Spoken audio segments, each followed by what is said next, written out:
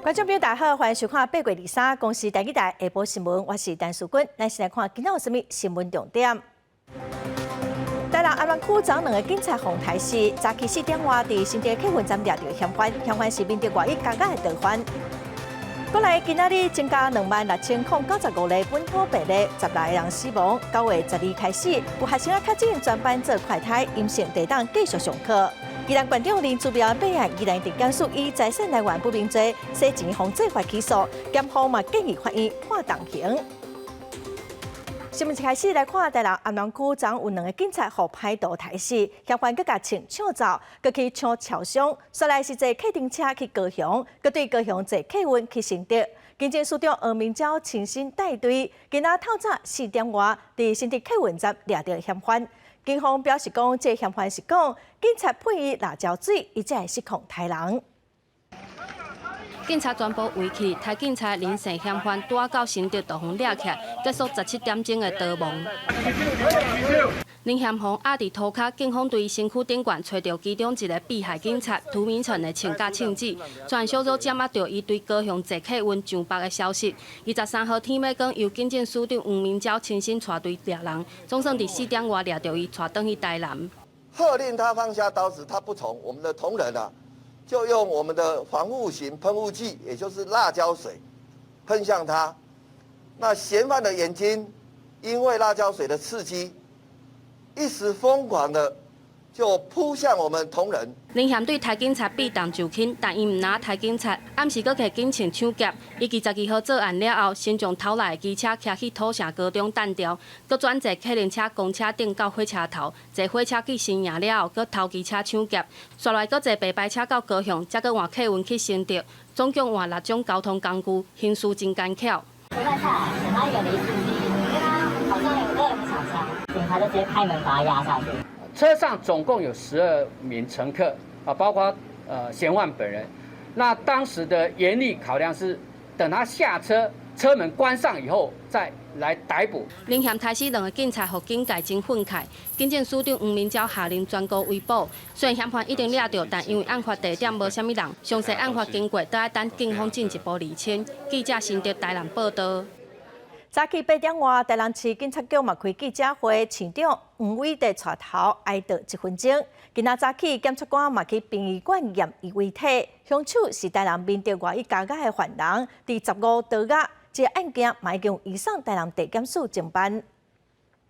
我们还是要先为昨天2位英勇殉职的我们的同仁先默哀1分钟。伫咧破案记者会进前，黄伟德先和大家做伙哀悼1分钟。黄伟德讲，虽然已经破案，毋过想到不幸过身去的2位警察，伊的心情也是真沉重。会知影检察官嘛来到殡仪馆验尸，另外这个姓林的嫌犯，互警察带到伊拼车的地点土城高中来模拟。交警署嘛证实，这个姓林的嫌犯原本是关伫咧明德外役加甲，因为符合规定，可以13回去探亲，但是15下晡2点应该回来，所无回来，互函送台南地检署。因为他逾时未归哈，所以我们立即联系他的家属，了解他在外面的这个情形哈。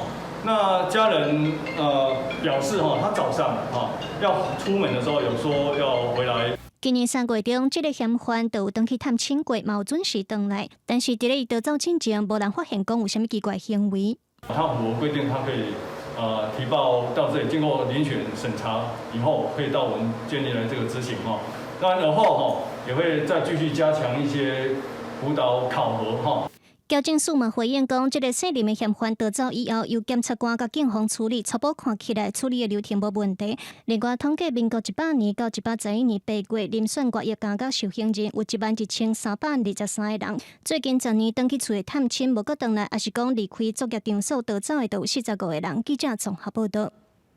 2个警察不幸殉职，互人真唔甘，嘛真生气。国民党团是指控台南的治安败坏，犯罪率甲犯罪人口数伫6都拢排前几名。警察是严重的欠缺咯，应该爱重视。行政长苏贞昌嘛强调讲，会互警察的家属上好的抚恤。另外，针对台海市警察敢爱判死刑，行政院是表示讲会交互法务部来讨论。台南2名员警互人杀害，震惊社会。国民党早起开记者会，除了为顺治环境哀悼，也指控台南治安恶化，刑事犯罪率甲犯罪人口数伫6都拢排头前。根据警政署统计，台南1月到5月刑案犯罪率是每10万人有594件。台南治安道红顶也显示警力长期严重无够，台南警察也都无够将近1000人。那也呼吁爱对症下药，要钱给钱，要人给人，承诺也破产了。蔡英文应该针对这件事情出来说清楚、讲明白。徐国勇不要只会流下鳄鱼的眼泪，更应该要为警察的装备不足、警力的人力不足，也应该要下台。判死刑之后，蔡政府却不执行，尤其蔡政府上任6年多以来，执行的死刑案件数非常少。警察用枪司机也引起讨论，立委批评警察开枪进法院，无开枪去病院。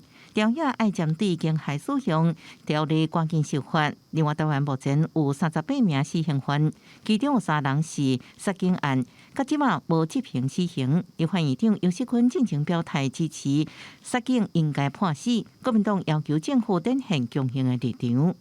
受难警员家属给予安慰，并从最优抚恤，而对于相关死刑执行，由法务部依权责办理。院长昨天的谈话在社会上有一部分的人也会有这样的感受，因为当杀警案发生的时候是人神共愤，我们还是要尊重司法单位的一个专业的训练，跟以他后面的一个审判的一个结果。民进党立法院党团表示，台湾无唯一死刑，尊重法务部的规划考虑。现阶段应该关心的是执行过程当中安全加训练完整性。行政发言人罗秉成是回应，会要求法务部政务处长蔡必定等人，针对杀警案讨论是不是修改相关法律。记者综合报道。来看伫2005年新北市的汐止，嘛发生一件台死警察案件，当时是有2个警察在巡逻，和歹徒摕刀抬伤，其中一个警察殉职，嫌犯王必英是判死刑，王必中是判无期徒刑，也毋过已经经过17档路，甲未执行死刑。法医高大成是表示讲，有确定的证据，应该就爱赶紧执行。手提后生的相片，家属悲伤的心情无法度消透。台南2个警察执勤的时阵，互嫌犯杀死。对当年涉及杀警案殉职的警察洪仲南的家属来讲，是第2摆伤害。看迄2个人甲饲遮侪年，饲10多年，你敢想讲食偌济去啊？2005年的涉及杀警案，警察洪仲南甲张大和执勤的时阵，互一对伊无犯案的兄弟仔举刀攻击，警察洪仲南互抬几拿刀，当场死亡。2009年，最高法院依照强盗杀人罪，判兄弟仔当中的小弟王必英死刑，阿囝是无期徒刑。不过到今已经过17档啊，王必英还未执行死刑，互受害者的家属是无法度接受。啊，无你啊判咧，啊则毋甲执行，啊这个食咱的税金。杀死阮囝，我都扣税金去饲，安尼讲有公道。若法医高大成嘛，伫第一时间刊文，除了谴责嫌犯的手段粗残，嘛强调讲，若准找到证据啊，都应该赶紧判死刑，而且爱量早执行。等到你看到这些凶险，他的态度，还有你把他放出来一个豺狼，你会拄着这几啊届，你就感觉讲这无死刑哪会使？所以我毋茫讲，这种人拢死刑拄好尔。你看倒一个壮士那会当判甲死刑的，出来做好人的，我不讲，零个真的是零个。高大成表示，嫌犯的心理状态已经无法度，佮经过教化来改变，应该爱执行死刑，都爱量早执行，才会当避免同款的事件佮再发生。记者综合报道。来关心疫情过来今仔日增加26095例本土病例，10来人死亡，28人中重症。指挥中心嘛呼吁讲，囡仔伫开学之前，就爱赶紧去注疫苗。来听指挥中心伫下晡上届新的说明。那我们今天的本土病例是26095例啊，那境外入是287例，死亡个案是16例。那本土病例的部分，较上周二增加了这个3193例哈。今天新增28例的中重症的个案哦，那这个也是从5月3号以来的新低啦吼。16例的死亡个案年龄是从90多岁到50多岁哈，那其中这个50多岁或60多岁的个案也都是有中风或糖尿病等慢性疾病。那我们今天没有这个儿童或青少年的重症或者是死亡的个案哦，也包括密子系的部分也没有新增。我们也请这个教育局跟卫生局合作，就入校做这个疫苗的接种，希望在这12号之前提升整个这个疫苗的一个接种率。如果说这个家长如果对这个有疑虑，仍然还是可以请防疫假哦。那这个教育部这边也答应哦，如果觉得一次检验不够哦，他们还是会再提供另外的一个快筛试剂哦。对9月12日开始，高中以下学校是有新的停课标准哦。港班有一学生确诊，学校得提供所有同学一人一支快筛试剂来做检验，阴性得当照常到学校去上课。放令停课的标准，大部分的家长嘛拢真认同。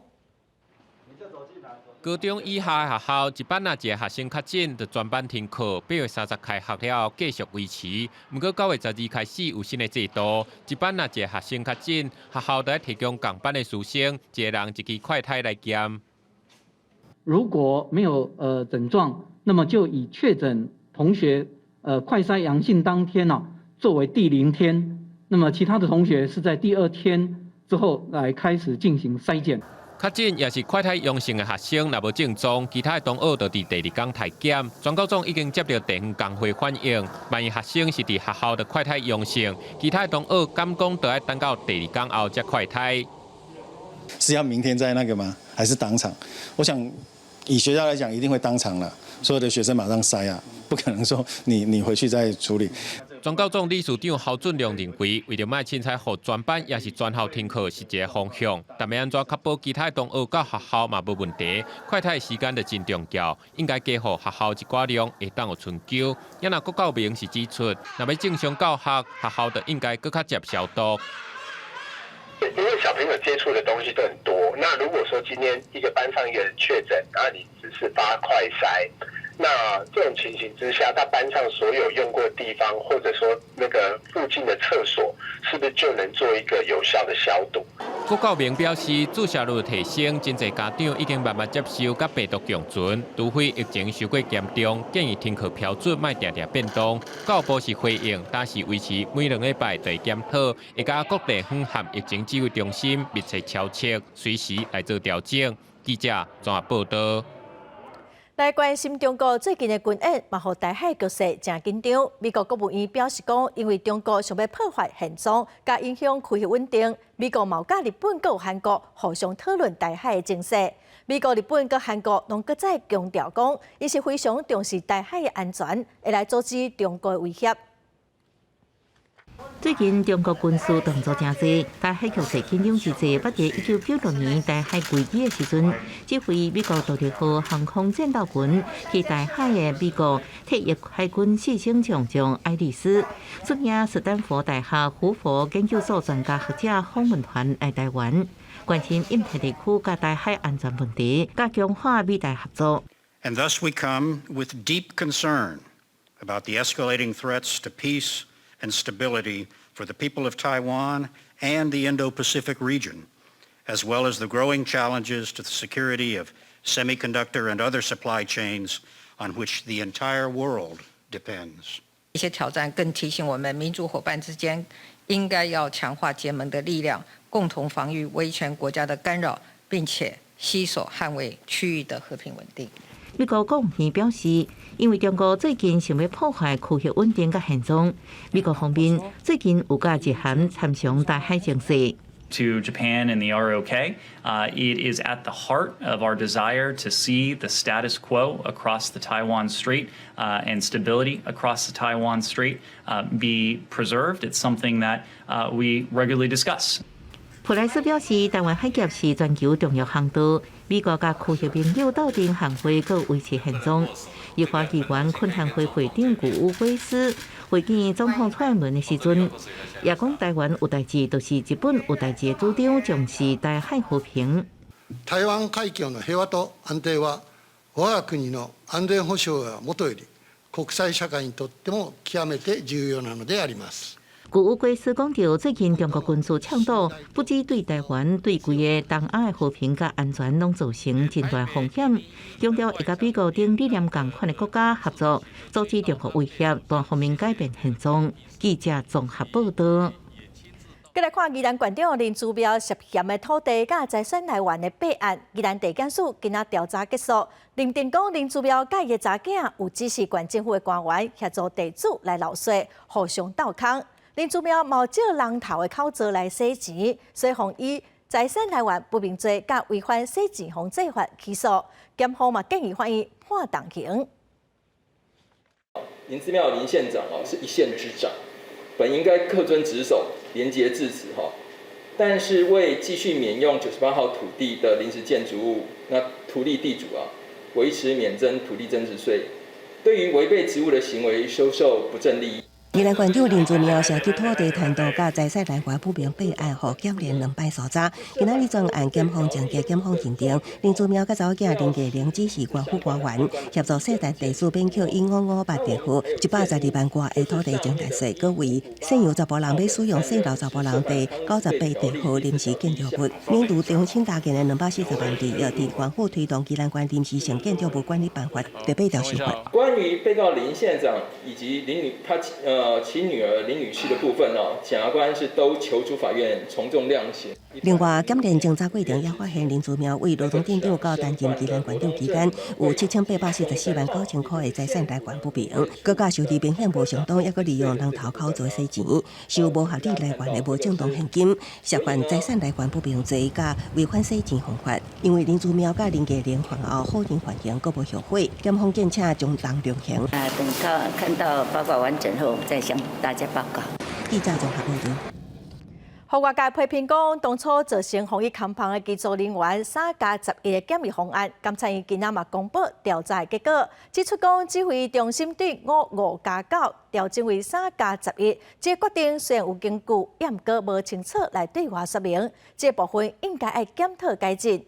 也毋过，国民党台北市长参选人蒋万安是批评监察院的这份报告失去公信力，是民主的危机。民进党的参选人陈时中是讲，蒋万安敢是选举身家起笑啊！小党选战继续攻防3+11的政策，监察院自尾仔嘛公布调查报告指出，指挥中心为5+9调整做3+11，决策考虑虽然有所本，毋过无对外详细说明，应该检讨改进。毋过监察院这报告，互外界认为是轻放。看到监察院这样的决定他等于牺牲掉自己的地位跟公信力，让整个监察制度崩坏，这是一个民主的危机。当然，台北市长参选人蒋万安批评监察院安尼决定是民主危机。另外，参选人陈时中也反击蒋万安大概是选举选甲起笑。我想他在选举选疯了啦哈！有监察院我们国家的5院之一呢，他只是说实质面是对的应该要有，那有经过一定的一个程序，但是他认为在程序面如果能够记录更清楚，能够跟国人讲得更清楚，那样更好。那将来我相信卫福部也会这样子做。另外，针对疫苗采购档案封存30年的证据，蒋万安表示，因为家己是疫苗调查小组的召集人，详清楚调查的情形。迄时阵，执政党以人数优势主动调查小组成立，佮批评文件盗污来遮起来。但市长是回应，若感觉资料提供无够，迄时阵无提出来，是召集人失职，而且会期还伫咧。蒋万安提会也还未失职，应搁调资料。记者综合报道。来看桃园市长的选战，民众党的赖香伶今仔批评桃园市升格8党路，也毋过市民的权益拢无变。国民党的张善政是讲因若是当选，敬老金会对2000块提悬到2500块。民进党的陈文平是批评讲，这款福利支票是上粗俗的选举步数。选战剩无100天，民进党桃园市长参选人陈文平拍拼走行程，希望甲战场扭转来市政。23参加亲子活动宣传记者会，针对对手张善政答应讲，选掉了后要甲敬老金为2000块提悬到2500。陈文平批评讲，开这种福利支票是较无价值的选举方式。那用加码的方式，可能是张善政先生他不了解桃园的长者照顾已经是全台湾第一了，所以他用这种相对便宜的手段。国民党桃园市长参选人张善政过来走基站，伊去八地少年之家关怀弱势族群，去媒体问到捌替民进党中立区立委潘俊豪2020年选情操盘的前桃园县建设局长强上无斗辅选，敢是要乌条卡？针对这点，张善政回应讲，伊做代志是无分哪力的。我在行政院院长任内做事情就是一向秉持不分蓝绿，将来我还是会继续秉持这个理念。所以只要是有能力的人认同我这不分蓝绿做事的，我们都非常欢迎。针对桃园甲双北交通往回是真密切，民众党桃园市长参选人罗香玲提出双北1280块公共运输电机票。嘛要甲桃园包括在内，降低通勤的负担，增加使用大众运输，取代私人的运具，嘛减少塞车的情形，而且落实8巴图一港共同生活圈的理念。我们桃园市政府除了跟中央要求预算的这个支持之外，你还有没有做更多其他的这个规划跟想法？那我相信这些都是我上任之后可以立刻改变的。罗香玲批评桃园市升价8年，不过市民的权益并无得到升价。伊若选了市长，一定会先有一张票，会当往回800套。嘛批评选举，唔通干那会晓伫选前画二刀求选票，呼吁选民都爱选认真会做代志的人，唔通选干那会晓开支票的人，是爱选有能力来解决问题。记者综合报道。来看邦桥的滬州合宜主体规定10档内底袂当转卖，也毋过所有炒房的集团利用发牌等不法的手段卖厝来炒房，赚2亿外乌心钱。新北地检署对上百的涉案人提起公诉。共有搜索6个地点，那申请羁押4名主嫌，那传讯的这个证人跟被告总计超过120个人哈。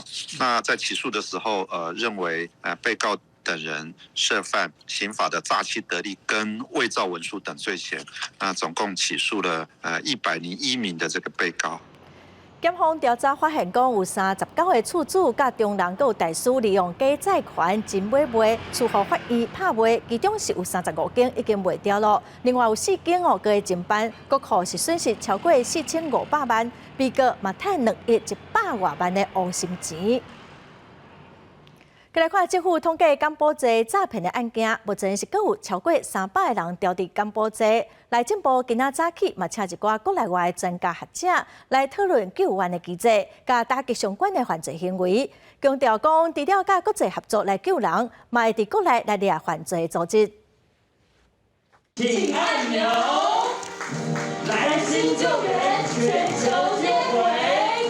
甲开关切落去，这后壁爱心型的灯光就倒起来，代表政府防制人口买卖决心。最近国人叫诈骗前往柬埔寨发生着人身安全疑虑，嘛引发着社会关心。内政部举行工作坊的活动，佮邀请图瓦鲁啊个马绍的大赛，啊个几名国际人士来参加，要来讨论要怎跨国合作打击犯罪行为。因为他受害的国家不是单一国家，不是只有台湾，包括越南、泰国、马来西亚。但从电信诈骗角度看，又更多的国家受害，这包括美国、澳洲等。在这种情形底下，如何能够透过国际的合作，来抑制这些犯罪，就变得格外重要。除了跨国合作，行政嘛表示，国内嘛爱来扫乌，来压制这人口买卖分子因的气势。内政部强调，已经开始动作了。那我们绝对不容这个人口贩运的事件在台湾可以这样子一个发生，这个不应该拿国人来制造他个人的这个利益或是他组织的利益所以这一块我们一定是严正执法。内政部表示，会议嘛来讨论要透过所谓网络、社群媒体，也是其他的组织机关合作，但係政府会当来防制跨国人口的买卖，希望透过公司部门的协力，做伙来打击犯罪。记者张志雄、张志佳台北报道。国家通信传播委员会 NCC 拍算要推动所谓中介服务法，引起正大的争议。两厅的面册昨抛出几张设计图，暗示讲，若是贝多芬、舒麦丁大音乐家当初因为防疫创作不合当时时代的言论，受到限制禁止，即马敢会有这流传后世伟大的作品呢？望讲互社会大众嘛来思考，所谓中介服务法存在的必要，咱做伙来了解。伫贝多芬的相片标注作品违反为贵族创作的传统所互删除，其他几位音乐家的相片同款封底删除的字。国家两厅伊宣传音乐会形成无穷的灵魂。也毋过，伫社群大文技术考试最近真受关注的所谓中介服务法引起讨论。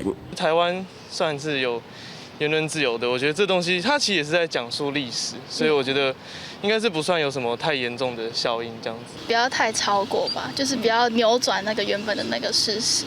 实际问民众，有人认为创意无啥物要紧，有人感觉莫伤过分就会当接受。两厅也回应，音乐会的主题是要展现古典时期以来音乐领域的先行者，因为伊勇敢试着要打破规范，自由创作，无要互束缚的精神。宫廷式的音乐在那个年代其实是一个主流的音乐，但是贝多芬他所创作的作品对于中产阶级的音乐的喜好仍然有他在于艺术创作理念里头很重要的论述。自由跟无框的限制，他所创作出来的作品在现在当代仍然是隽永的。不限制是很重要的一件事，同时进步跟自由上是一个很重要的核心价值。两厅伊强调，社群大文是希望会当吸引观众欣赏演出，并不是考试所谓中介服务法。后续的以音乐家是安怎突破迄个时代限制，打造出永远流传的作品为主来进行宣传。记者综合报道。这假话真严重，国家发展委员会预估今年的总生育率会降到0.889个人哦，创历史的新低。出生数恐惊只有13万人到14万人，佮比去年减少1-2万人。台湾伫3档后，2025年老人的人口会超过2成，嘛正是进入超高龄的社会。结婚之后，可能也大概1年多以内会规划生小孩，教育还有育儿蛮大的负担。8年级生毕业了后，导致这场3年外拍算，这几年结婚也拍算生囡仔，啊，不过因为经济条件无稳准，就惊囡仔饲袂起，还佫这个大新的这场旅程，政府鼓励育儿政策无够，伊即卖收入根本无法度饲囡仔。到18、20岁之后，这一个阶段才是最大的重点，而不是6岁之后就自生自灭。就一个经济压力大，少年人唔敢生，生育率到底有偌低呢？根据国发会发布上新人口推估报告，有估今年总生育率降到0.89人，创历史新低。出生数差不多13到14万人，比去年减少1到2万人。人口老化速度加紧，有估台湾会伫3年了后，2025年老年人口占比超过2成，正式进入超高龄社会。而且到2018年15到64岁工作年龄人口占总人口的比率会比2/3较低，占据人口红利结束。有些外劳其实他们非常的优秀，让他们可以就是留下来，然后为我们所用，也变成我们的移民。面对少子化、人口老化危机挑战，国发会表示，卫福部有规划相关生育补助津贴，未来劳动力无够部分要起引中高级人才计划，三变相576救人口危机。人口结构的改变之后，会产生一个结果，就是以后缴税人会越来越少，所以这些老人福利的需求会越来越大。我觉得最大的问题会争取到我们的政府的财政跟整个政府资源的配置问题。国发会报告指出，2060年开始，幼年甲老年人口会超过工作年龄人口，抚养比超过100人，也就是讲，一名青壮年爱抚养超过一名老幼人口。超高龄社会面临真大的社会福利支出，政府爱提早现行。记者综合报道。人力银行调查发现，讲今年大学毕业的学生哦，各有6成5还未找到头路，是最近9档来上惨的一档。这2年外新冠疫情，互各行各业拢受冲击，也连带互应届毕业生找头路更较困难。2021年应届毕业生或者是退伍要求一个的人，已经找到或者是咧做正职工作的有34.7%，也无找到正职头路的有51.9%。我找到正职的头路，按个目前日子是13.4%。新人自评的待业痛苦指数平均落伫75.5%，创下9年以来新高。将近70%左右会面临了来自这个家人或者长辈的这个关切这个的精神压力。那另一方面呢，当然这个更高的这个94%的这个待业的这个毕业生，其实也有这个经济压力。所以衡量所谓的这个精神压力跟这个所谓经济压力的话，大概这个所谓的待业痛苦指数是高达了76分，是这个破纪录的一个这个状况。根据人力银行调查，新人找头路期间，平均每工会用2.1点钟到努力，就算找到头路，也可能因为头路薪水伤过低，现实甲理想落差也伤过大。职场高压这问题决定离职，不过也伫学校的学生也感觉危机，认为应该要有专业技能加重要。我在学校都有学习一些专业技能，然后出去未来的工作也有保障。现在如果去面试的，确实可能会被疫情影响，因为现在这个就是可能也没有那么缺了，因为老板可能也不需要那么多员工。大约痛苦指数破纪录，也凸显职场新人烦恼。不过，人力银行业者提醒，若想过接换头路，较未受主管的环境。记者综合报道。来看台湾货运工会今仔早起去交通部澄清，工会指控景山集团的驾驶超时工作的状况真严重哦。有驾驶捌因为疲劳塞车去弄死国道的警察，也毋过集团拢无改善，照常违规，要求交通部来处理。疲劳驾驶零容忍。23透早，侪工会到交通部门口陈情，因讲景山交通集团的18间运输公司伫货运界名声真歹，毋但不时传出交通违规、超时工作、超速死伤业侪。2018年也发生过司机过路驾驶伫国道弄死2个警察、1个驾驶的事故。物流业的人员、从业人员、开大车的人员都知道，遇到景山交通的车就要闪远一点。甚至大家都戏称景山集团的交通公司都是航空公司，因为他们在高速公路上非常快。我们如果在平面道路上开50啊，一定是都会被他们逼车。提出司机员的班表，工会表示，景山超时工作严重，时间赶，司机嘛需要塞紧车。过去还有拒绝劳动检查的记录。从2月3号的下午1点到4号的下午8点才下班，这段时间他跑了3个车次。每一次的趟次间隔到1到2个小时，所以从他上班到下班就是31个小时。他的班表起码都是3天2夜，甚至有超过1个礼拜的，这难道不会造成他们的疲劳驾驶？工会要求交通部以相关法令要求景山限期改善，甚至撤销营业执照。交通部也出面接受澄清，看看他的一些状况的部分，去做一些严厉处理啊。那如果是涉及到一些劳检的部分，可能就是会给劳动部做一些相关的会同查核。交通部表示，会研究工会诉求，赶紧调查。另一方面，记者联络景山公司，因表示目前还搁咧开会，等咧研议会议方式。记者郭不长随台北报道。美国防疫专家福奇宣布，年底要离开做54档的公职。今年已经81岁，福奇做过7位美国总统的顾问，也毋过这几档伫新冠疫情，甲之前的川普总统常常有无共款的意见，嘛受到保守派真侪批评。福奇嘛强调讲，虽然伊落任，也毋过毋是退休，会继续伫公共卫生的领域来拍拼。美国对抗新冠疫情的代表性人物福奇20日宣布，要在今年12月下任，结束超过50年的公职生涯。伊透过声明指出，会辖下国家过敏甲传染病研究院长甲拜登首席医疗顾问的职务。When I leave, I'm not going to go play golf. I'm going to continue to be doing the things that I'm doing, only in a different venue. When that will be, I really don't know. That can be anywhere from tomorrow till next year. I just don't know. 81岁福奇1968年加入国家卫生研究院，1984年开始担任美国国家过敏甲传染病研究所所长，到今嘛已经38年。经过7个美国总统，协助打击艾滋病毒、探库杆菌、伊波拉甲兹卡病毒。2019年底开始对抗新冠病毒，常常甲前美国总统川普出现防疫措施无共调，互保守派批评。甚至遭到死亡威胁。 But it looks like even though we've had a really bad week last week, remember when I was speaking to you before, I was saying this was really a bad week. There's still going to be a lot of deaths, but we're starting to see in some areas now that kind of flattening, particularly in a place that was a hot spot like New York. That's the first thing. 原本火市伫川普结束任期就拍算退休，不过拜登一通电话，将会继续担任医疗顾问对抗新冠危机。火市也伫声明中强调，虽然伊卸任，不过不是退休，依然会继续伫工会领域当中努力。公司新闻电非人朋友。来看中国禁止台东的往来食客进口哦，今年预计会阁有15000吨的往来食客，也毋过毋知要销去佗。顶礼拜总统蔡英文到台东，甲少年人座谈，总统是讲哦，往来食客外销中国是政治的问题。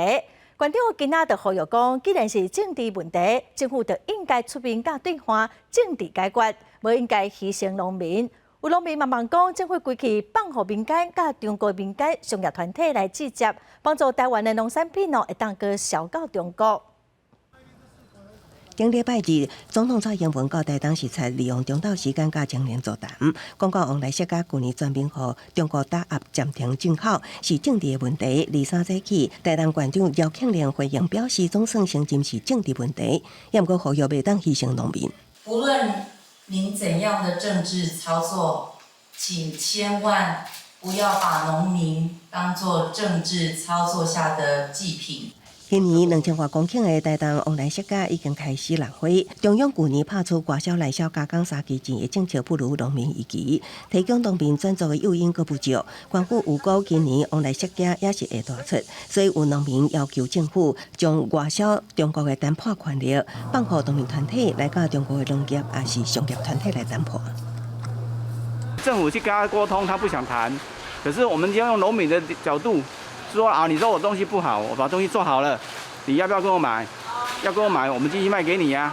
产官学业者，我们可以来共组一个类 NGO 的团体，我们很乐意担起这样的责任，来跟中国大陆做沟通。电影民意代表也支持由非营利民间团体来谈判，也毋过有民意代表发现，当外销受到阻碍，政府提供往来食价收入保险的计算方式真无公平。收购平均计算每公斤78块，也毋过保险理赔计算每公斤煞爱扣除运费等手续费用10块，颠倒互农民收入减少。台东县机会呼吁农委会会当重新检讨。记者综合报道。今年第一期台南白河莲子的收成，因为高粉的状况无好，产量真歹，无想到讲嫌第二期收成嘛无理想哦。农民是真怨叹讲，这几冬气候反常，收成真无稳定，日子真歹过。当年6月到9月是莲子的采收期，不过今年因为气候等等的因素，高粉的状况歹。6月底收第一期的时阵，发现莲蓬内底真侪莲子结无起来。因过一个莲蓬会当结20几粒莲子，今年剩无90粒，产量减真济。以往大概像在7月，莲子是盛产的时候，然后往年都会遇到一些产销的问题，结果今年因为莲子的产量不好，莲子都是一包难求。因为莲花会阁开第2期，虽然2期花本来就会比第1期较少小块，不过侪农民也是希望会当靠2期加减包括损失。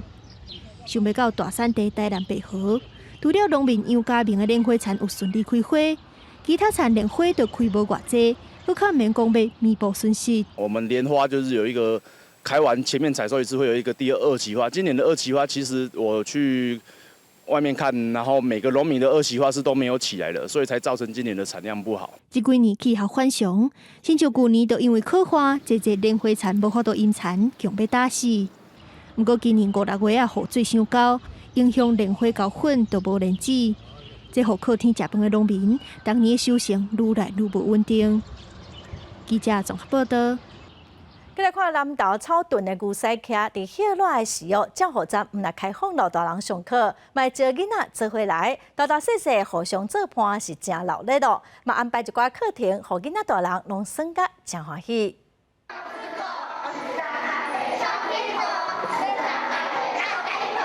囡仔兄、囡仔姐甲阿公阿嬷连面做伙学跳舞，连面换做手工艺。这是南投县草屯镇的牛屎屉社区的照护站，若提供歇热的学生囡仔来这上课，互人看顾。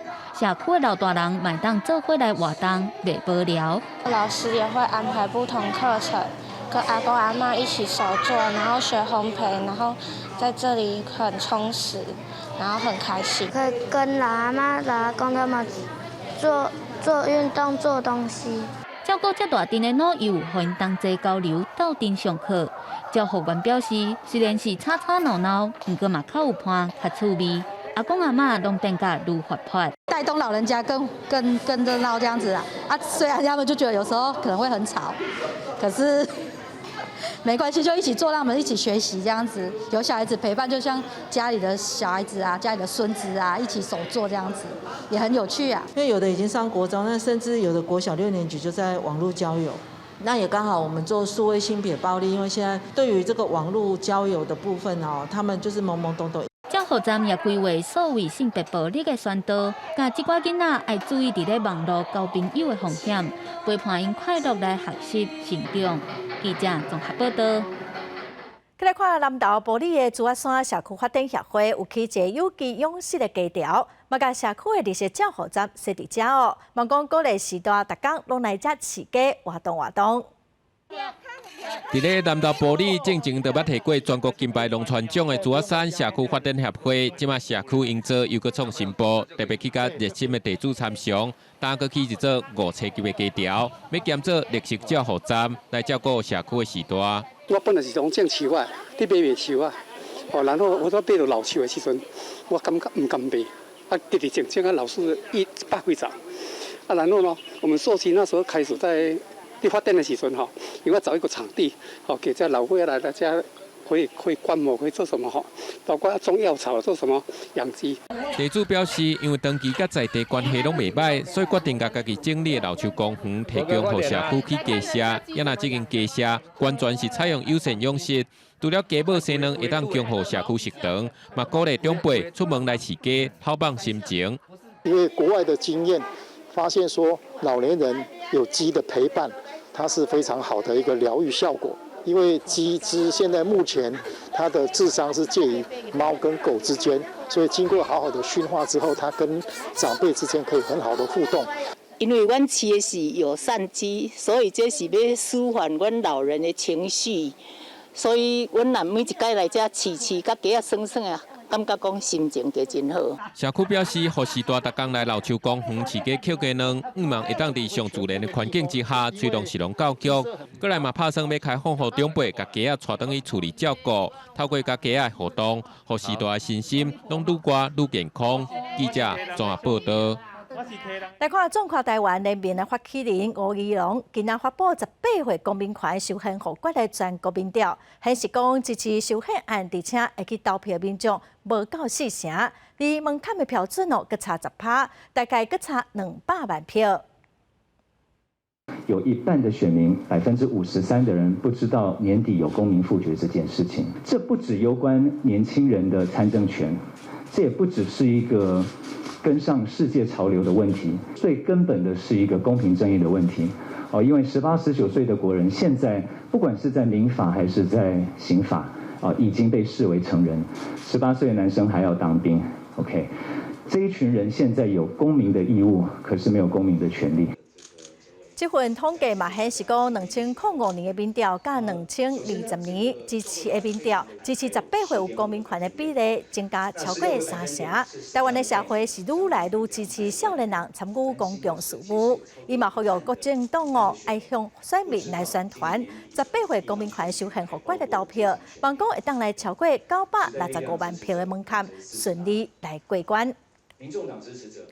再来看心脏病是国人第2大的死因哦。国内上新的研究发现讲，心脏病雄雄死亡有2成是甲心脏乱跳有关系。这款病人中风的风险嘛比正常的人悬3倍到5倍。有名的导演苗金成，伫今年2月，若像是急性心脏突起，送病院要是救无转来，才到52岁。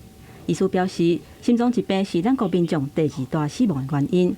会常常死亡的原因有7成甲心血管疾病有关系，而且最近这几年这类的患者有愈来愈少回的现象。平常的时候他没有感觉到有心绞痛的问题，可是，一旦这个周状硬化呢破裂，就会产生突发性的血栓。另外，国内上新的研究嘛发现讲，台湾因为心血管疾病雄雄过往的，差不多2成甲心脏乌白跳有关系。咱若心房震动是真接看到的现象之一，差不多有7成心律不正的患者会有心肝头皮肤彩，喘气困难、头晕等等的症状。不过有3成的患者无任何症状，若是无及时诊断甲治疗，中风的风险是比一般人加3倍至5倍，死亡的风险是悬2倍。若是不幸去为着新冠病毒，重症的风险嘛会增加。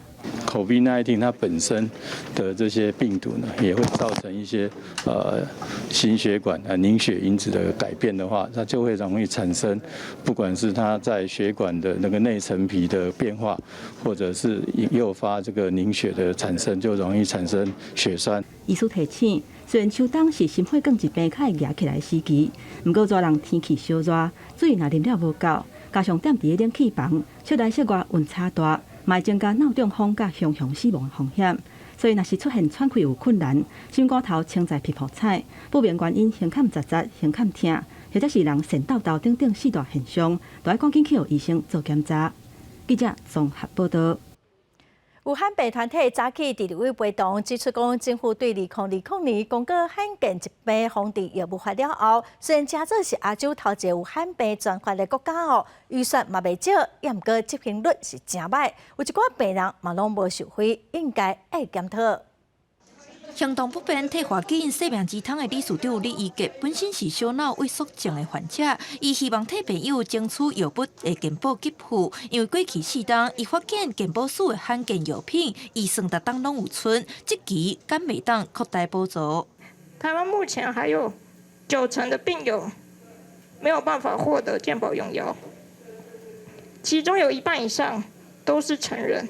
李个23伫立委陪同下开记者会，伊讲健保署2019年的罕病专款，竟然有超过11亿无使用。今年的健保预算到8月，嘛敢若用1300万，阁有将近10亿无执行。虽然健保会逐档拢会针对健保总价内底罕见疾病药费做协商，但是对因来讲，所看有食无。伊全台400名的 SNA 病友积累，1岁以前发病，健保才给付到7岁，但是真侪人需要用药啊来延续生命。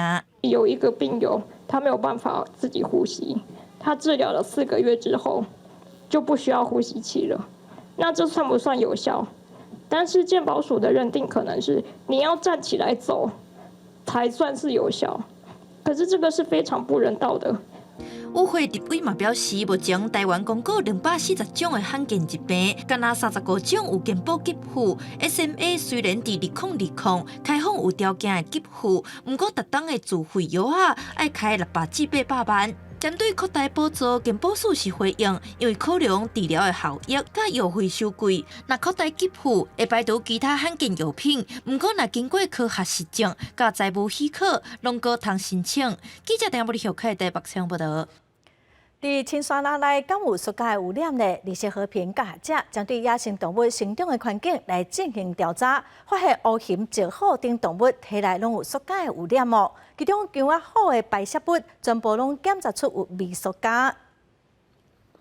研究人员伫山林内底详细要来找姜仔虎的排泄物，为了了解陆地生物体内微塑胶污染的状况，绿色和平甲学者合作，用超过1年的时间走遍各地，去叫野生动物的排泄物，收集生态地水源，结果发现姜仔虎的排泄物100%拢检出微塑胶。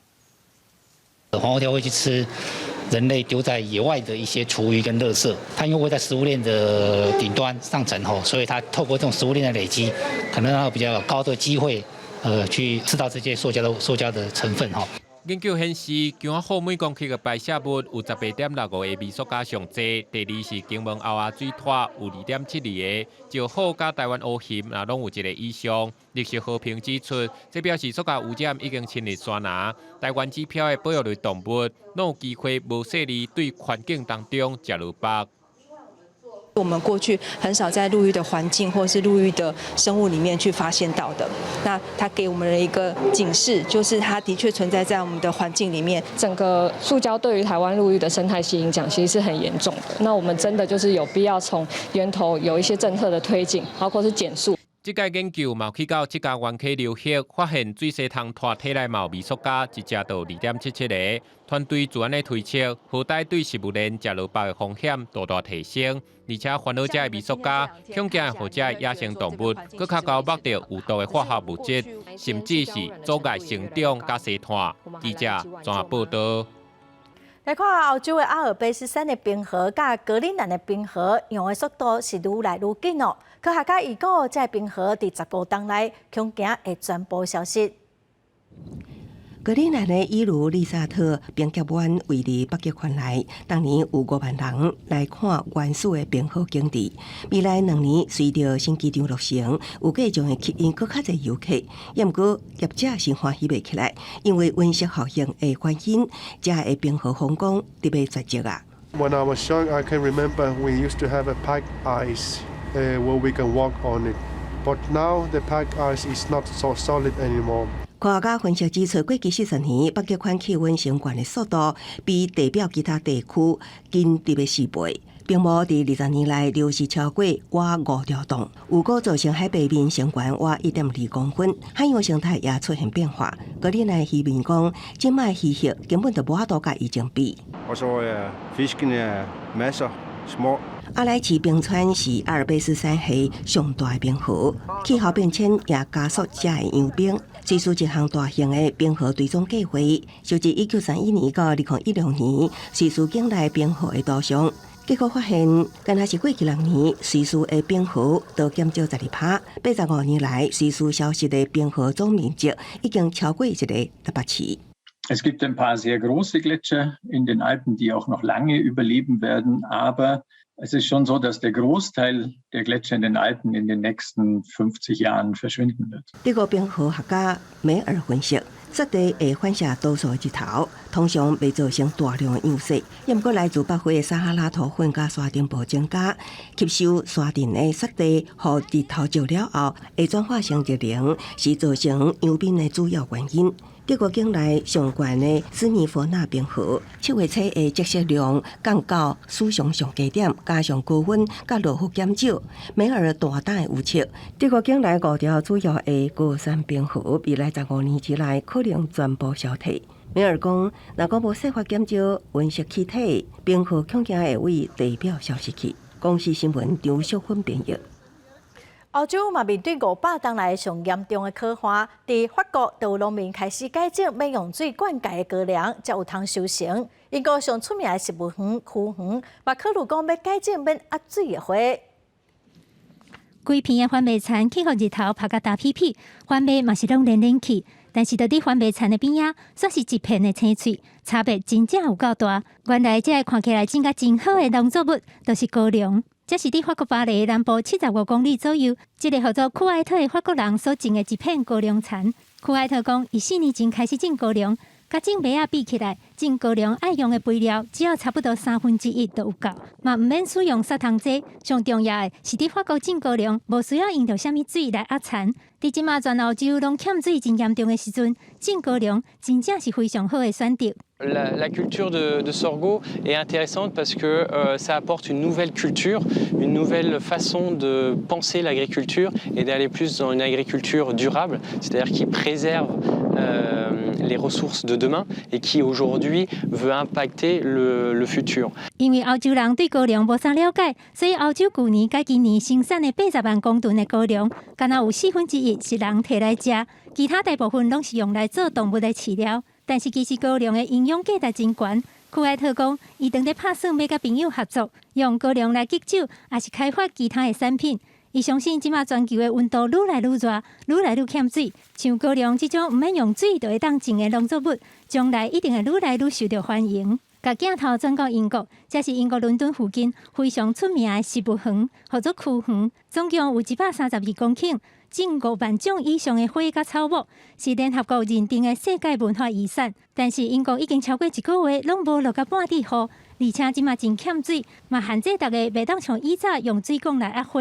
所以区园即马开始考虑要改种一寡无需要压水的花。区园的工作人员讲，毋免压水的花，并无代表就较无水。因甲大家保证，只是种的花品种无同，以后来区园佚佗，这游园会是上水的花园。记者甘延恩编译。下晡的天气，咱来看各县市详细资料。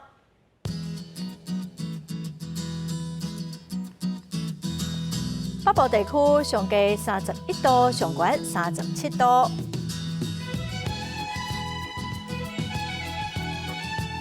中部地区上低30度，上悬35度。南部地区上低30度，上悬35度。东部地区上低30度，上悬34度。外岛地区上低29度，上悬35度。感谢观众朋友收看《公视台记台下晡新闻》，我是陈淑君，明仔载下晡3点，咱再会。